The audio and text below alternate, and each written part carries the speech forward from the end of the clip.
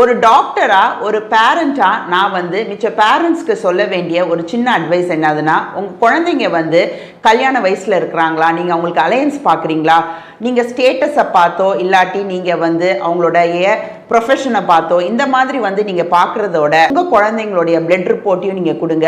அதே போல அதர் சைட்லேருந்து பையன்கிட்ட இருந்தோ பொண்ணுகிட்ட இருந்தோ பிளட் ரிப்போர்ட்டை கம்ப்ளீட்டாக நீங்க வாங்குங்க. ஏன்னா 2 குழந்தைங்களுக்குள்ள பிளட் ரிப்போர்ட்டை நீங்க கண்டிப்பாக நீங்க பார்க்கணும். எதுக்குன்னா இதில் கூட நீங்கள் நிறைய ஜெனட்டிக் டிசார்டர்ஸை ப்ரிவென்ட் பண்ண முடியும்.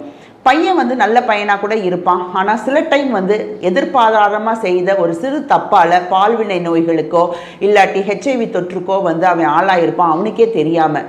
ஸோ இதால் பாதிக்க போடுறது உங்கள் பொண்ணோ பையனோ தான் இருக்கும். அதில் கண்டிப்பாக நீங்கள் ஸ்டேட்டஸ் மிச்ச காரியங்களுக்கு கான்சென்ட்ரேட் பண்ணுறதோட குழந்தைங்களுடைய கம்ப்ளீட் மெடிக்கல் ஹிஸ்ட்ரியை தெரிஞ்சுட்டு உங்கள் குழந்தைங்களை கல்யாணம் பண்ணி கொடுக்கறது நல்லது.